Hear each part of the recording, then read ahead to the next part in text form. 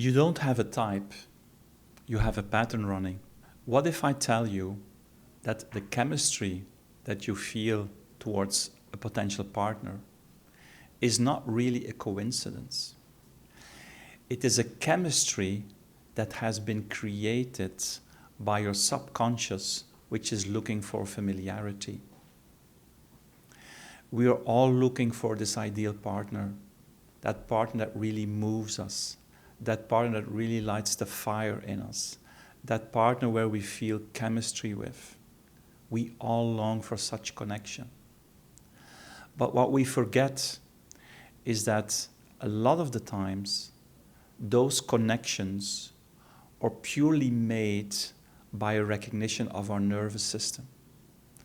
Within the first 5 years, a child is being imprinted with all kinds of emotions. And these emotions are the direct result of how this child related to their parents. Whether they felt abandoned, whether they felt loved, whether it was conditional love, unconditional love, whether they felt controlled. All of these feelings are imprinted in the child. And what happens afterwards, in the rest of our lives, is this nervous load, which is imprinted in the child, is starting to look for similar patterns. It is looking in the outside world to find people, all on a subconscious level, that really emit similar kind of feelings. So what we call chemistry is most of the time a recognition of your nervous system. Your nervous system, your early nervous system, recognizes something from the past. And because it recognizes it, a feeling of familiarity, that's when the nervous system creates what we call chemistry. And if that chemistry is related to something which was very positive, imagine you come from a very stable, you come from a very loving environment, then of course this chemistry and the pattern that will revolve out of that will be very positive and constructive. And you can set up a really sufficient, I'm not even talking about sufficient, a really fulfilling relationship, because that's what we're looking for. If on the other hand, the nervous system was wired towards emotions which were unstable, unpredictable, chaotic, fearful, feelings of abandonment, feelings of control, if those kind of feelings were imprinted in the child, then the child will be imprinted with a nervous system load which contains all of these emotions. And what will happen later on as you go through life, this is all subconscious, by the way, this is literally like the hard drive, this is the operating system running your life, this nervous system will be looking for similar experiences. So the partner that you attract in the second situation will very likely be an unstable partner, will be a partner that you potentially cannot trust, will be a partner that is very unpredictable. It will be a partner that you potentially cannot even really build your life on. But the chemistry will be there in the beginning. In the beginning, you won't see it. It's just after the chemistry wears off, let's say a few months down the line, or sometimes a few years down the line, it's like the veil is lifted. And the moment the veil is lifted, the real pattern starts to surface. And that is the reason why if you fall into, I would say, a destructive pattern, that people then after years being in a relationship, they are very frustrated, they're very disappointed. Some people even become very bitter. So if you really want to see what a relationship is really like related to your pattern, then you need to follow a system. You need to map your original CorePrint. You need to map your original nervous load. Because if you don't map it, you can really be confused, you can be biased, you can be overruled by your chemistry, and your chemistry might not bring you the partner which is really the most beneficial for you. On the contrary, it might bring you a partner which is very destructive or very constrictive for you, where you can never really be yourself, where you can only be a small version of yourself, a very little bird in a cage. That can all be revealed if you know your pattern. I'll give some examples. Imagine that you've been in a very controlling situation. Your parents really never gave you any freedom. You are not allowed to breathe, essentially. Well, if that is the case, that will be ingrained in your nervous system. And that ingrainment will make sure that later on, because the nervous system will be looking for similar behavior and similar subconscious patterns, the nervous system will look for a pattern that you really will get a crush on. It will look for a partner that will exude the similar behavior. It will very likely be a partner that is controlling, that doesn't give you a lot of freedom, that doesn't trust you when you're out with friends, because they want to have control over what you're doing. They want to have control over how you're being, where you're being. Give another example. Imagine you were confronted with feelings of abandonment during your early childhood. Your parents were never really there for you. You felt you were not really seen by your parents. You were sort of the fifth wheel on the wagon.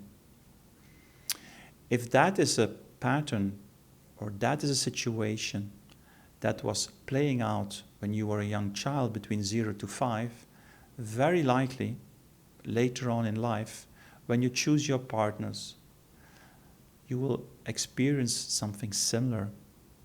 That partner will give you the feeling that you're abandoned, that you're not really seen, that they are not really there for you, that when the going gets tough, they are not really your support. You're on your own again. You feel abandoned. So it's a replay of that pattern. I'll give another example. Imagine you've not been seen when you were a young child. You are this child full of joy, but it was never noticed. You never got any attention for it.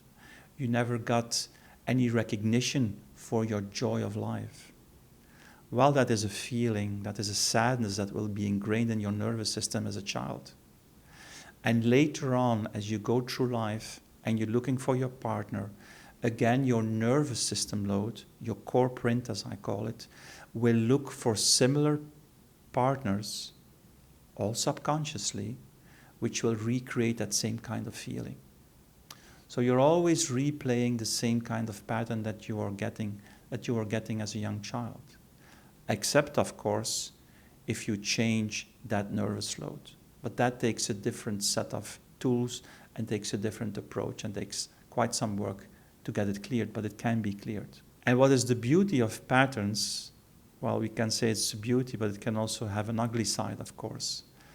The ugly side of patterns is that they keep repeating themselves. So if you don't resolve the core pattern, imagine the core pattern is you felt abandoned. Well, if you're not satisfied with your first relationship, you break up and you go to a next relationship. If you've not resolved that pattern, there's a high likelihood that also in this next relationship, you will have the same story. Now, what most people do is, if they move on from relationship to relationship, they're not necessarily tackling the pattern. They learn to manage the pattern. I'll give an example. Imagine in your second relationship, you also felt abandoned, like in the first relationship, but now you sort of learned how to cope with these feelings. You say to yourself, well, I really don't need to expect too much of my partner because essentially we're all living both our lives. So you don't let it hurt as much. You manage it.